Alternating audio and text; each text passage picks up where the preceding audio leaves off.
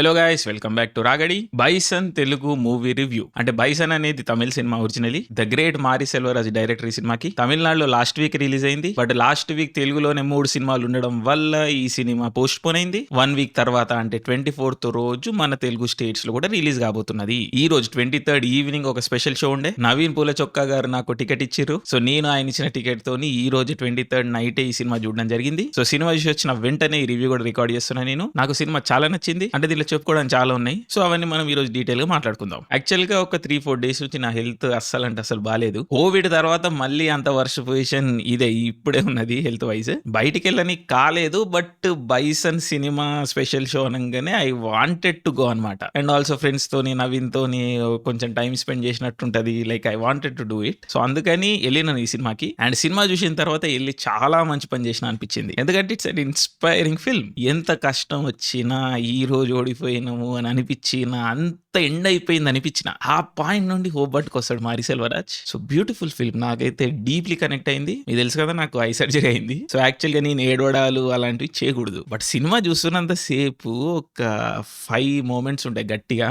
ఎంత ఆపుకున్నా కళ్ళలోంచి నీళ్లు కారిపోతూనే ఉండే అనమాట. ఇది ఏదైతే బైసన్ సినిమాలో సిచ్యువేషన్స్ చూపించిర్రో అవన్నీ వాస్తవాలు. అంటే ఏదో గ్రాండ్ స్కేల్లో ఆ కులము ఈ కులము ఈ గ్రూప్ ఆ గ్రూప్ కొట్లాడుతున్నారు, ఎవడెవడో నరుక్కుంటున్నాడు, ఏదేదో అవుతుంది, ఏదో అన్రియలిస్టిక్ సిచ్యువేషన్ అవుతుంది అన్నట్టుగా కాదు. ఒక బేసిక్ సిచ్యువేషన్.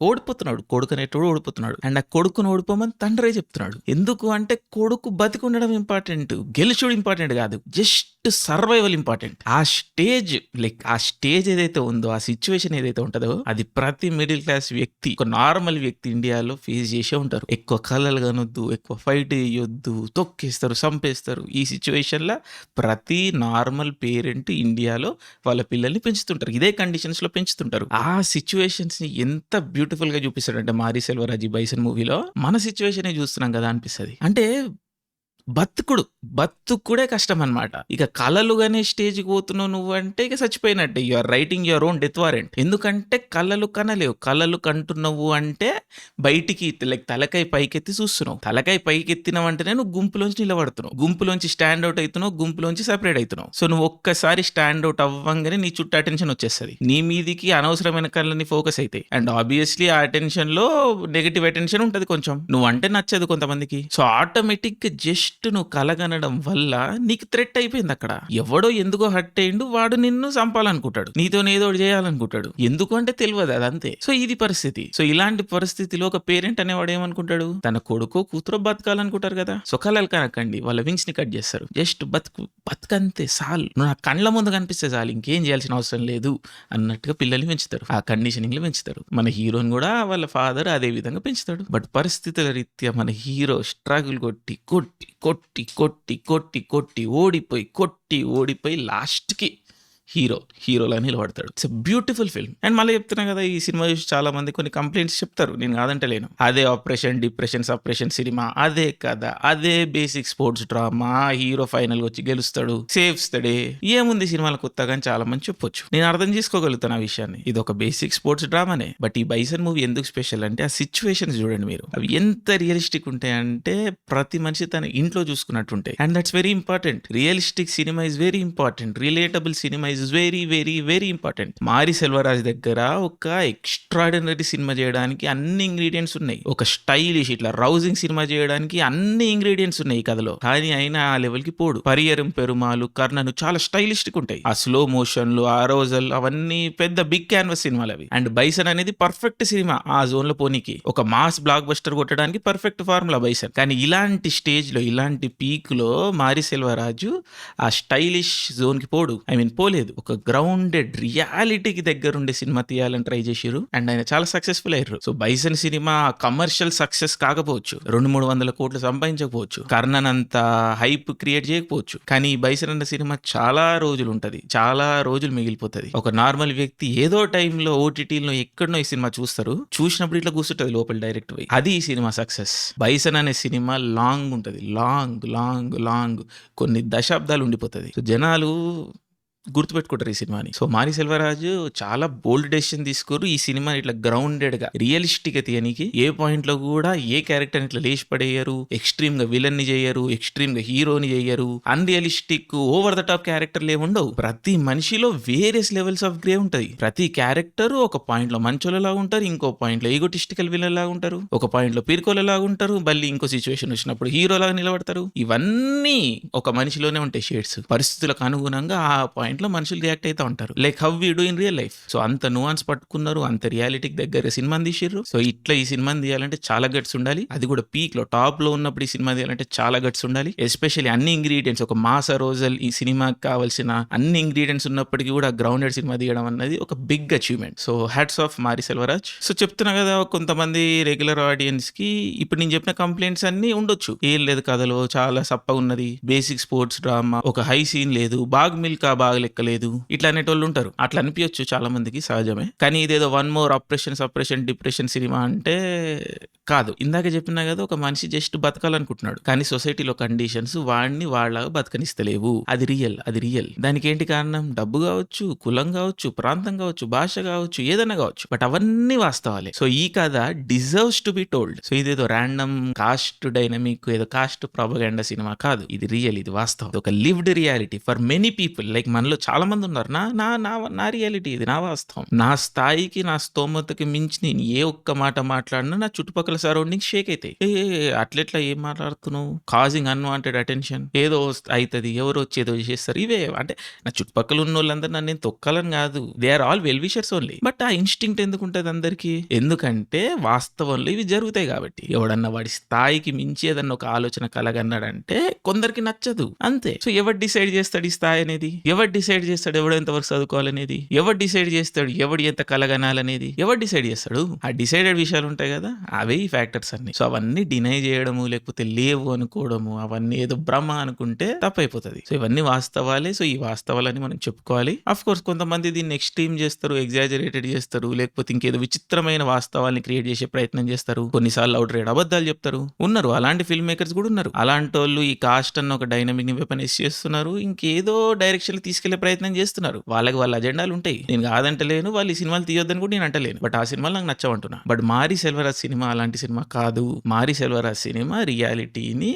ఇట్లా కళ్ళకు కట్టినట్టు చూపిస్తుంది. సో డెఫినెట్లీ మారి Selvaraj cinema deserves to exist. It is a story that deserves to be told. Bison అనే కథ ఖచ్చితంగా చెప్పగలిగే కథనే. ఎందుకంటే నాలాంటి చాలా మంది వ్యక్తులు ఆ కథతో రెజొనేట్ అవుతారు, ఇమోషనల్ గా కనెక్ట్ అవుతారు. సో ఎంత ఆపుకున్నా కన్నీళ్ళు అనేవి ఆగవు. సో ఈ సినిమా చాలా మంది బోరింగ్ అనొచ్చు, బేసిక్ సోషల్ డ్రామా అనొచ్చు, అనవసరమైన రొమాన్స్ ఉందనొచ్చు, ఆ గ్రేట్ మ్యూజిక్ అనేది లేదు, ఆ గ్రేట్ మూమెంట్స్ అనేవి లేవు, ఏదో బాగ్ మిల్కా బాగ్ లేకపోతే దంగల్ లాంటి ఇట్లా హీరోయిక్ స్పోర్టింగ్ మూమెంట్స్ లేవు అనొచ్చు. ఓకే, అవన్నీ వాస్తవమైన ఆర్గ్యుమెంట్సే. జస్ట్ ఒక సినిమా చూడాలి అనుకునే ఆడియన్స్ కి ఆ విధంగా అనిపించవచ్చు. బట్ ఈ సినిమా కరెక్ట్ గా కూర్చొని ఒక మిడిల్ క్లాస్ పర్సన్ చూస్తే, అరే నా రియాలిటీ నేను చూసుకుంటున్నాను కూడా అనిపిస్తుంది. అది కూడా వాల్యుబులే. సో ఈ సినిమా అందరి కోసం కాకపోవచ్చు, ఐ అండర్స్టాండ్, బట్ నచ్చిన వాళ్ళకి మాత్రం చాలా చాలా నచ్చుతుంది. అండ్ ఇది ఒక గొప్ప సినిమా, ఆబ్జెక్టివ్లీ గొప్ప సినిమా. అండ్ హీరో క్యారెక్టర్ ఒక స్పోర్ట్స్ పర్సన్ అనేది ఎంత ఇంపార్టెంట్ అంటే, sports means a lot to me. So sports చూడడము, స్పోర్ట్స్ పర్సన్స్ అంటే ఏంటి, వాళ్ళ సొసైటీకి వాట్ డు దే మీన్ అన్నది it's a subject I study very very keenly. So ఒక స్పోర్ట్స్ పర్సన్ అనేటోడు ఎటువంటి కండిషన్స్ నుంచి వస్తాడంటే, regardless of their social status. Sourav Ganguly, Sachin టెండూల్కర్లు ఉన్నారు, బట్ ఆల్సో మునాఫ్ పటేల్, రింకు సింగ్లు, రవీంద్ర జడేజాలు, విరాట్ కోహ్లీలు కూడా ఉన్నారు మన దేశంలో. అంటే ఒక స్పోర్ట్స్ పర్సన్ ఎలాంటి కండిషన్స్ లోంచి వస్తాడంటే అది చాలా చాలా కష్టం అన్నమాట. ఎంతో మంది సపోర్ట్ చేస్తే ఎన్నో సిచ్యువేషన్స్ ని దాటుకొని ఓడిపోయి గెలిచి అక్కడ నిలబడతారు. ఎంఎస్ ధోని స్టోరీ, లైక్ ఇంకెంతో మంది అథ్లీట్స్ ఉన్నారు, like Mary Kom, PT Usha, lot of people ఎసొంటి సిచ్యువేషన్ల నుంచి వస్తారు, ఎంత చూసి ఉంటారు. సో ఆ పాయింట్ నుంచి ఊరే అనేది జైలు అయిపోతుంది. లైక్ ఇట్ ఫీల్స్ లైక్ ఇక అంతా మనకి వ్యతిరేకంగానే పనిచేస్తున్నది, మనకేమైతలేదు అని అనిపిస్తుంది కొన్నిసార్లు. బట్ ఒక స్పోర్ట్స్ పర్సన్ ముందుకు పోతుందంటే ఎంతమంది సపోర్ట్ చేస్తారు. మనకు నచ్చినోడు, మనకు నచ్చనోడు, మన కులపోడు కానోడు, ఆఫీసర్ ఎవడో ఇంకెవడో, ఇంతమంది సపోర్ట్ చేస్తే ఆడి దాకా పోతాం. సో ఒక స్పోర్ట్స్ పర్సన్ అనేటోడు ఊరు దాటిపోతాడు, కానీ ఆ ఊరు పేరు నిలబెడతాడు. లైక్ సినిమాలో చెప్పినట్టు చాలా కంచెలు దాటిపోతాడు. ఆ కంచెలన్నీ బ్రేక్ చేస్తాడు చాలా మంది కోసం. ఇదంతా దేనికి? డ్రీమ్. వాళ్ళ మనుషుల కోసం డ్రీమ్. ఎవరా మనుషులు? మనం, కంట్రీ. ఒక స్పోర్ట్స్ పర్సన్ అనేటోడు కంట్రీ కోసమే లైఫ్ ని డెడికేట్ చేస్తారు. సో ఆ స్ట్రగుల్ ని డాక్యుమెంట్ చేయడం చాలా చాలా ఇంపార్టెంట్. సో ఆ పాయింట్ ని సినిమాలో, బైసన్ మూవీలో బ్యూటిఫుల్ అంటే బ్యూటిఫుల్ గా డాక్యుమెంట్ చేశారు. ఎస్పెషల్లీ ఈ రోజు ఏదైతే మనం ఏ దారుణాలు చూస్తున్నామో, విరాట్ కోహ్లీ లాంటి players who mean a lot to us, మనలాంటి ఇండియన్స్ కి విరాట్ కోహ్లీ అంటే చాలా గొప్ప వ్యక్తి. అలాంటి ఒక ఐకానిక్ పర్సన్, ఒక ఇన్స్పిరేషనల్ పర్సన్ ఈ రోజు దేశాన్ని వదిలిపెట్టి వెళ్ళిపోతుందంటే బాధేస్తుంది. దేనికోసం పై ఒక 20% ట్యాక్స్ బచాయించుకుంటావా? ఇండియన్స్ అడుగు మాట, అరే నాకు ఇట్లా పైసలు ఖర్చు అవుతుందంటే అందరు వాలంటరీ ఇస్తారు పైసలు నీకు. లైక్ నువ్వు కష్టపడ్డో ఇంత చూసిన మేమందరం ఇన్స్పైర్ అయినాం నిన్ను చూసి చిన్నప్పటి నుంచి.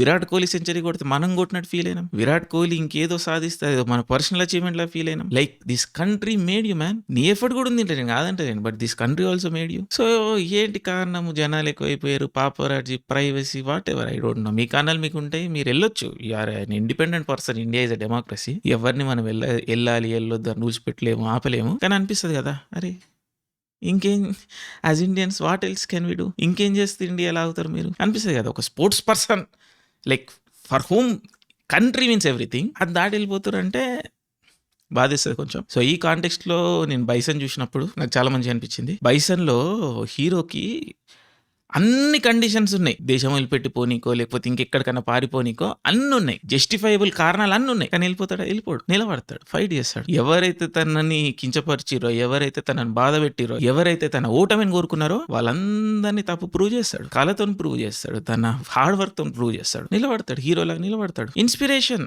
మన అందరికి ఇన్స్పిరేషన్. 100 ప్రాబ్లమ్స్ ఉంటాయి కంట్రీలా, కూర్చొని సాల్వ్ చేసుకోవాలి. కష్టంగానే ఉంటది, ఈజీగా ఏది ఉండదు. బట్ హ్యాండిల్ చేసుకోవాలి, ఆనెస్ట్ గా మాట్లాడుకోవాలి. స్టెప్ బై స్టెప్ ఎదగాలి. ఓవర్ నైట్ ఏది జరగదు. లైఫ్ కూడా అంతే. సో ఏదో రిజెంట్ఫుల్ అయిపోయి ద్వేషాన్ని పెంచుకొని, లేకపోతే వాడిది తప్పు వీడిది తప్పు అని కాదు. ఎవరి పరిస్థితులలో వాళ్ళు ఉంటారు. కొంతమంది ట్రూ ఈవిల్ పీపుల్ ఉన్నారు, కొంతమంది సిచ్యువేషన్ అడ్వాంటేజ్ తీసుకునేటోళ్ళు ఉంటారు, కొంతమంది కులాన్ని అడ్వాంటేజ్ తీసుకునేటోళ్ళు ఉంటారు. అవన్నీ మెల్లమెల్ల పీల్ ఆఫ్ చేస్తూ హ్యాండిల్ చేసుకుంటూ పోవాలి. So crux of bison movie ఏంటి? లైక్ లాస్ట్ షాట్ లో heroes father and heroes coach, first coach, ఆ కోచ్ అప్పర్ కాస్ట్ వ్యక్తి, వాళ్ళిద్దరు ఇట్లా చేయబట్టుకొని ఉంటారు. హీరోస్ ఫాదర్ అండ్ ఆ కోచెస్ క్యారెక్టర్ ఇట్లా చేయబట్టుకొని ఉంటారు. అది ఈ సినిమా స్టేట్మెంట్. అందరం కలిసి ఉంటేనే మన ఫ్యూచర్ బ్రైట్ ఉంటుంది. మనల్ని లైక్ అప్పుడే మన ఫ్యూచర్ మనల్ని ప్రౌడ్ చేయగలుగుతుంది. బాగుంటాం అప్పుడు.